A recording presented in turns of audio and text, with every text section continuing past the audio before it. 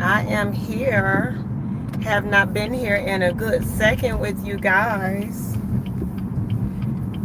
But first and foremost, y'all say a prayer for your girl because there is a storm out there on the ocean and it is moving this old way. So I am preparing for a storm. I gassed up, so I'm good there. Where y'all at? I'm gassed up. I got enough water. I got a brand new roof, so the storm shouldn't affect me as much. It ain't a category 5 like it was before. So yeah, there's a storm out there, and I'm supposed to be flying to Michigan on Thursday. Hey, Linda. Hey, y'all. Hold on 1 second, y'all. Um,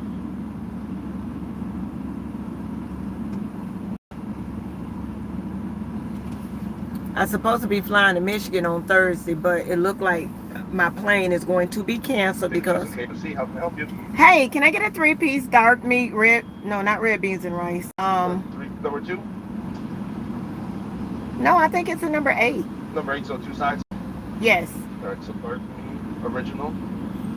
Original. Yep. For your drink? My drink can be a Dr. Pepper. You don't have Dr. Pepper, closest I have it. My drink could be a root beer. All right. And then coleslaw and mashed potatoes good for your sides? That'd be great for my sides. Perfect. Anything else left? That'd be all. Maybe 1277. We'll see the window. Here I come. Thank you. Good afternoon, Katrina. Hey, Juan. Hey, is it? Come on. I don't have my glasses. Where my glasses at today? Y'all, I done scratched these glasses up so bad it's ridiculous. And then they don't even look like they get clean anymore. Kim Yan, is that how you say it? I have water. My sister got me some water from North Florida and she's on her way. And then I have water in my trunk because it's a special kind of water that I like to drink. But I don't know how many of you know about the storm. But when there's a storm going on, there's no perfect water. You just buy whatever water is on the shelf. So I do have water. 2 cases coming from her, and then I have 3 cases in my trunk of water, the water that I like to drink. And I was just saying earlier, I have a new roof. All my appliances are new. So my house is like up to code for a storm. But my problem is, my dilemma is, I want to be in Michigan. And they told me my flights might be canceled. Yeah.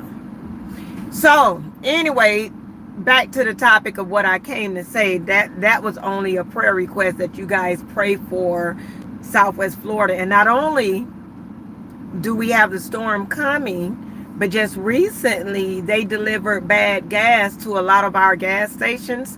So now with the storm coming, we also have to deal with a lot of stations being closed down because they mix diesel in the gas lines, in the regular gas. So yeah, a lot of our stations are going to be closed.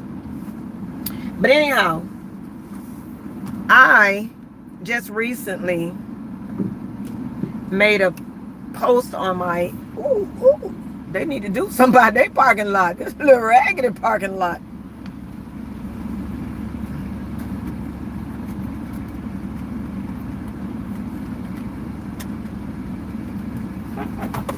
Root beer for you there. Thank you. You don't do American Express. You don't do American Express. I got more where that came from. Capital One? That's fine. As long as it's MasterCard, Visa, or what's the other? Discover. I got everything you need. I even got cash. How much is it? It is $12.77 out of 50. Yeah, I got everything. I got cash. But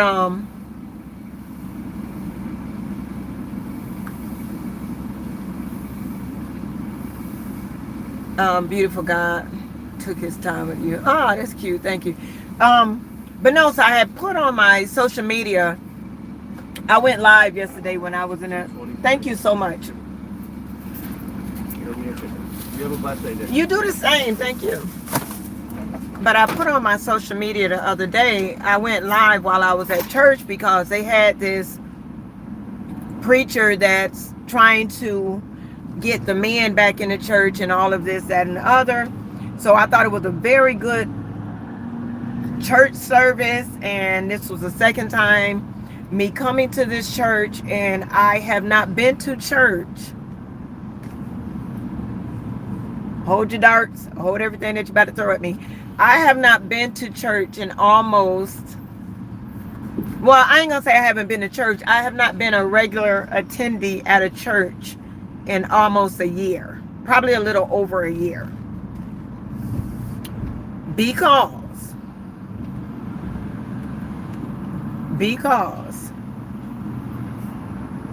I don't like to say church hurt, because then you're putting it on all the churches, and you find a way to not go to any church.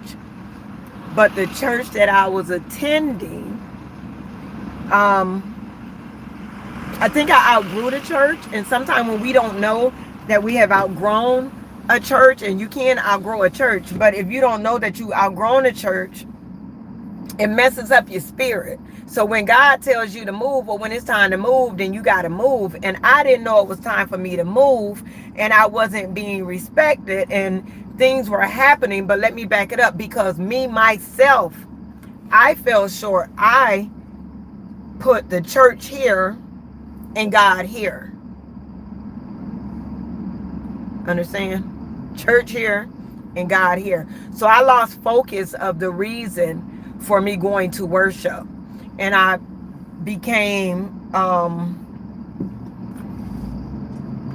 one of those people who, you know, God said he put stumbling blocks in the ways of Christians, so you will remember to do what I say, not what the church say do, but do what I say. So I had got to the point where I was so busy living for the church that I forgot to live for God. And with all that being said, I started letting carnal-minded people, because people in the church, they're not all saved now, okay? But I started letting people get to me, which forced me in my own mentality to feel like the hell with y'all. You know, I really don't need this religion. I really don't need none of this. And it put my mind in a bad spot where I started falling back to my old ways and doing my old things. So I forgot really about Christ, and I didn't, you know, I've seen things in my church life that I just didn't feel like was what God wanted, and it started making me feel ugly towards the church. And I'm like, you know, a lot of the churches, if you don't have the right name, if you don't have the right financial background, if you don't have the right title, then you're not good enough. If you don't have enough to bring to the table, or sometimes when we give our tithes and our offerings and we think that they're supposed to help the needy, and when the needy comes, you can't get help because you didn't pay into these tithes. It's like like I didn't think that's what we were doing it for. I thought this was for, I do got a heavy foot, but I thought this was for everybody. I didn't know that you had to basically believe in God. I didn't know, and don't get me wrong, you should believe in God if you come into God's house for some help. But to me, through kindness, do you draw the kindness and love being shown in the church anymore? And I thought it was a lot of finger pointing. I used to work in a church, and before I started working in the church, when I grew up, I didn't grow up knowing God. I didn't grow up, and I wasn't one of them ones that they pushed the Bible down our throat. My mom, my dad, they were both, they had drug addiction problems.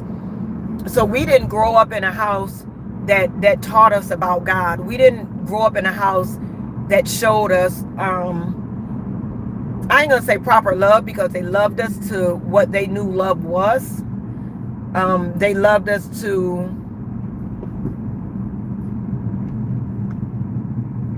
the point that they could love us. And when you're young, you don't know how much love can be given. Now that I'm a mother and I have children, it's like, oh, you know, it was so much more love to give that we didn't get. It was so much more that we could have learned, tools of life. And, you know, we weren't pushed to go to college. We weren't educated on credit. We weren't educated on financial well-being. We weren't, so this kind of stuff, we ain't never had it. So when I grew up without Christ.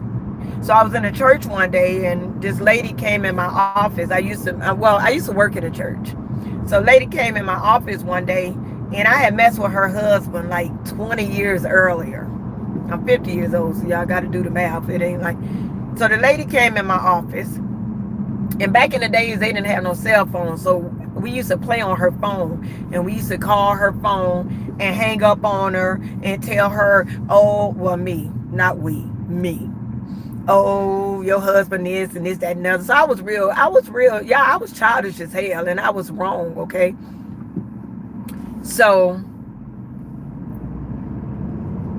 this lady, years later, when I'm working in a church, she came and sat in my office, and I kind of knew what was about to happen. I knew what was going on, but I'm like, no, God, come on, this is 20 years ago.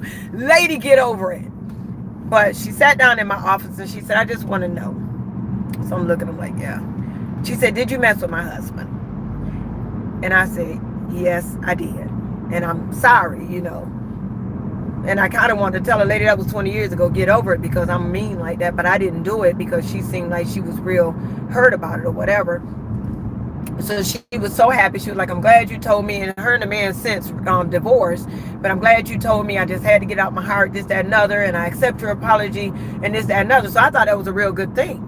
Next thing I know, I'm in the church, and everybody coming up to me asking me about this lady husband. Look, Christian lady, I thought you had to come to Jesus moment, and that's why me and you had a conversation. Now you done told all these people I messed with your husband. And so that was one thing. So the pastor was like, Nora, how could you mess with somebody's husband? I said, well, I ain't know God back then. He said, but morals, the moral of it. So what I asked him was,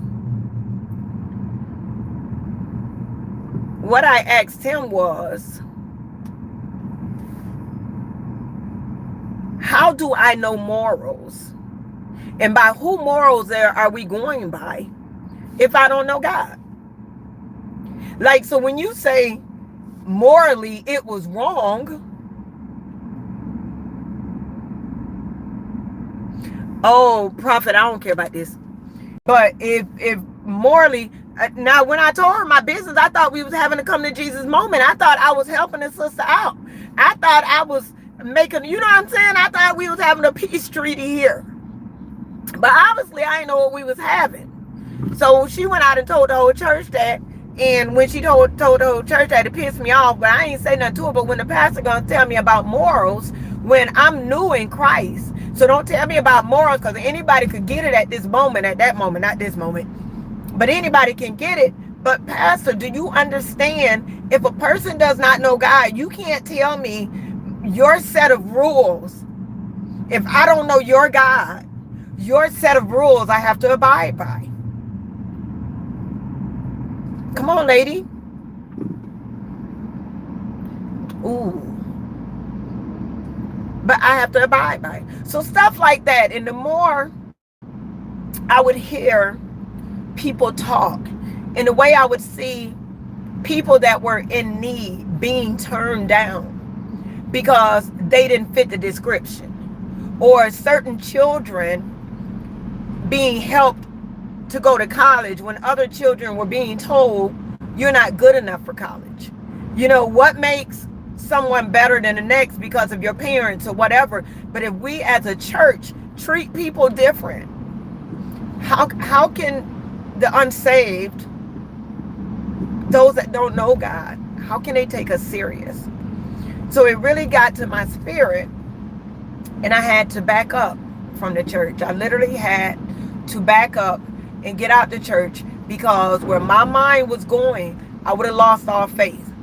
And God has been too good to me for me to allow people to make me doubt who he is when I didn't meet him in the church. I met him through trials and tribulations in my living room. That's where I met him, not in a church. So I really had to back up and remove myself from the church, because all the things that were coming at me, it just didn't feel good in my spirit. And those who are weak in Christ don't just back up from the church to regroup. They back up from God.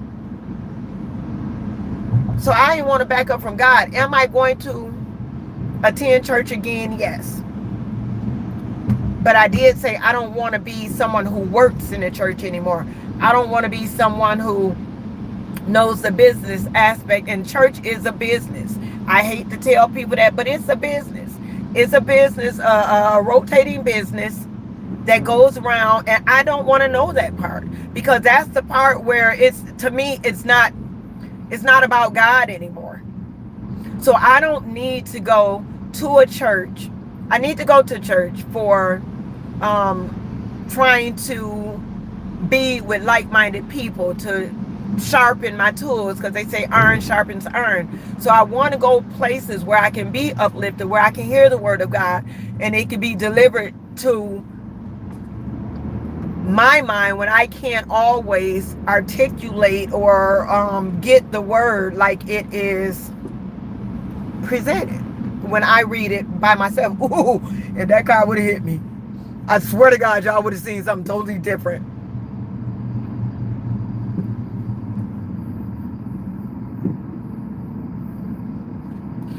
So anyway, y'all looking at the palm, all that greenery and stuff. It's raining out there too.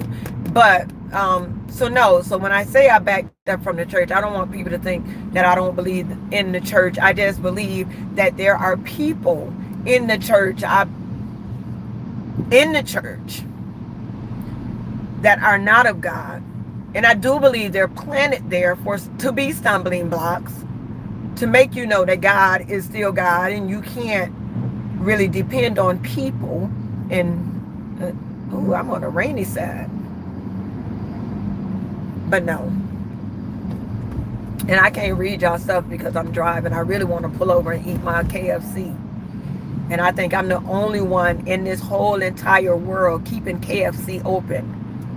I drove a long way to go to that KFC just now, because if I'm going home, I still got like a 30-40 minute drive to get home.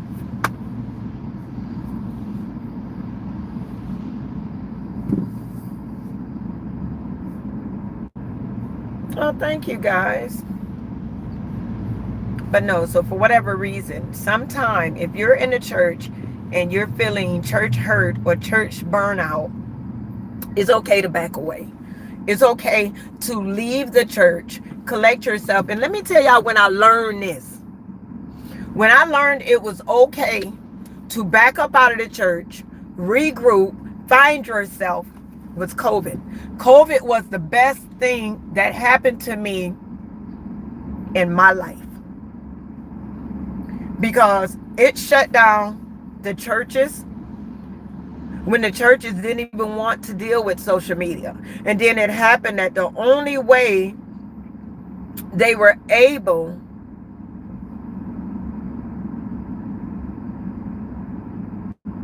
the Real Men Group, I'll look at it, but the only way the churches were able to get the word out was through social media or through some type of media that was broadcasted. You had to be on TV, you had to be on social media, you had to be on something, because they were not doing any in-person church stuff. So you had to get with the program. When a lot of churches and a lot of different religious organizations said social media was not of God. But now, since the world is closed down, you got to use social media in order to still spread the word, or either to ask for your tithes and offering. Social media kept a lot of churches alive. A lot of churches alive. So I learned then that, okay, I sat at home for a year or two, and I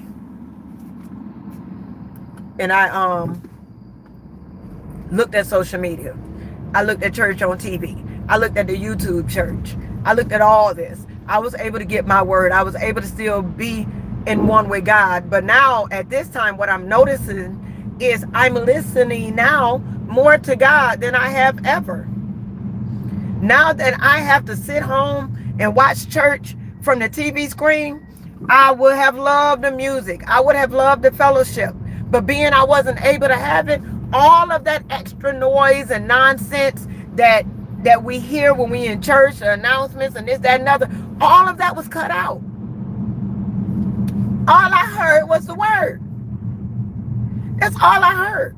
And all I heard was when I talk to God and I pray and I put my questions and my wants and my desires out there, God literally answered me without any outside noise. He answered me. So he and I, come on, baby, come on, Cross.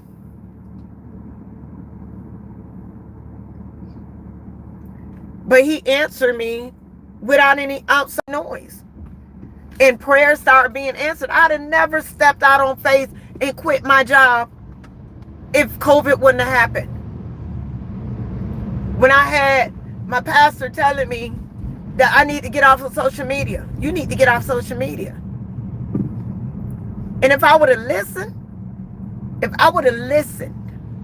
I would still be working in a church. I would still be working at a construction office. But now I don't work for anybody. I mean, Meta cut me a check.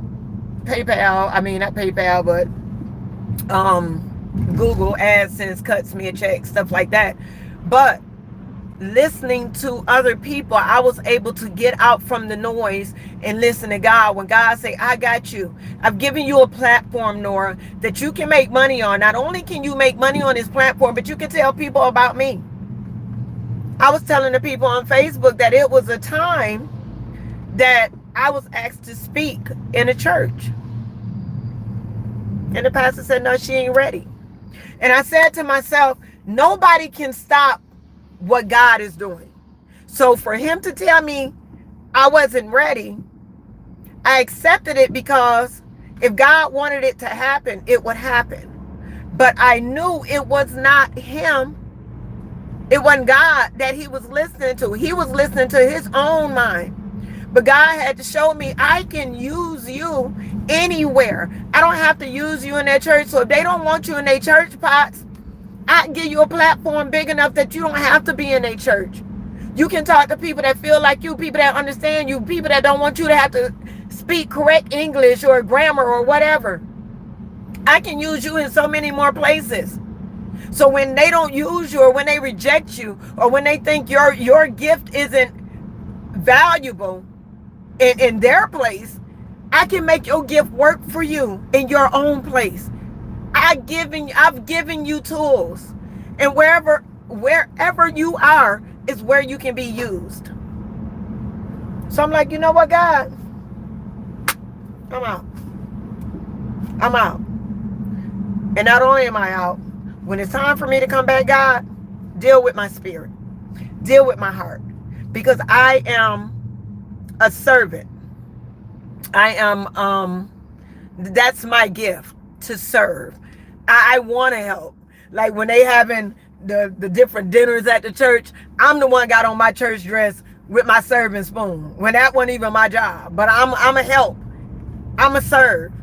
I'm going to do the back to school drives. I'm going to do the Christmas drives. I'm going to do the Black Bra drives. I am here to serve. But God said you don't have to be in the church house to serve. And I don't know how many of you know this. God said he coming back for the perfect church. So if you thinking, now the church is here, okay? The church is here. But if you think God said that trying to be funny, so if he said he coming back for the perfect church, that means there's some churches out there that ain't perfect. Just common sense. God said he coming back for the perfect church. If it was some churches, if all the churches was perfect, he would say, I'm coming back to get the church. He said, I'm coming back for the perfect church.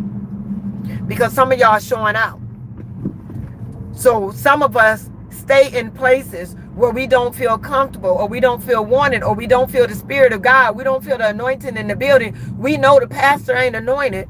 We know the people weren't called by God to serve in the different ministries they served in, but we stay there because we think it's right that we go to church, or because that was the church that our mama grew up in, or that was the church that our family grew up in, or that's the church, so we stay in these different institutions because we think this is what's right. I'm not telling you to leave the church. I'm telling you to search your heart and make sure that if you're in this church, you're in this church for the right reason. This church is actually feeding your spirit. And if this church burnt down today or tomorrow, that you still serve a God who provides. You still serve a God that can meet you where you are. You don't have to go to the church. A pastor asked me one time, why does this person come to the altar every Sunday for prayer? Every Sunday. He got tired of her because every Sunday she was coming to the altar. And I explained. Because before I knew that I had a one-on-one with God, I can talk to God all by myself. I don't need no middleman to talk to God. Man, shut up, Don Hugh. I can see everything that's going on. You trying to jinx me. I got all the road right here. This thing is pent up right here. Like, come on, let me show you what's going on. Let me show you what's going on. It should be illegal for you to talk to me, Don Hugh. That should be illegal. You see what's going on? You see what I see out there? It's all the street right there, okay? Calm down. Calm down. Calm down. Exactly, Prophet. But no, I'm looking. But y'all, you made me mess up what I was saying, y'all, before I read his comment. And that's the kind of stuff that jump out. What I'm looking in my rear mirror for? Ain't nothing behind me. I ain't backing up. I ain't cutting lanes. Why am I talking to you? Why am I talking to you? Answer that. Why am I talking to you? Let me see. Let me see. Can I put you in timeout? He gonna leave me now because I put him in timeout. Last time I put somebody in timeout, they got mad at me and they dropped me. I don't want you to drop me.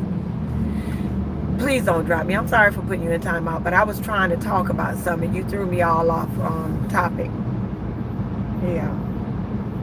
But maybe you saved me. Maybe I was doing something that nobody else caught, and maybe I wasn't looking at the street. I don't have to look in my rearview mirror for what. Anyway, guys, so if you're at a church and you don't feel like you have any growth, or the spirit surrounds you, and that don't mean something wrong with them. That don't mean the church is wrong. That means that you maybe have outgrown that church. Maybe you need to be moved. Maybe it's time for you to move and help out a different organization, a different church. Maybe that's what that means. It does not mean the people are wrong. It means that right now my spirit is not being fed in this moment, in this season. That's what it means. So I left the church, but I didn't leave God. I left the church, but I did not leave God. Not one time, not one day did I go without prayer. Not one day did I go without thanking God for all he has done. Not one day did I go without meditation and worship. And I went, me and God. I just didn't do it with people. I did it. I had to remove myself. You remember when God had to talk to, when Jesus had to talk to God, he had to leave his disciples behind. He said, no, I need to do this by myself. So I had to go on a sabbatical. I had to go by myself. I had to leave everything that was tied to the God that I knew, so I can, the God that I was dealing with, to deal with Jesus, to deal with that God again. Because I had too many things attached, too many spores attached to make God who he was, when God is God all by himself. God is God all by himself. But I have found myself being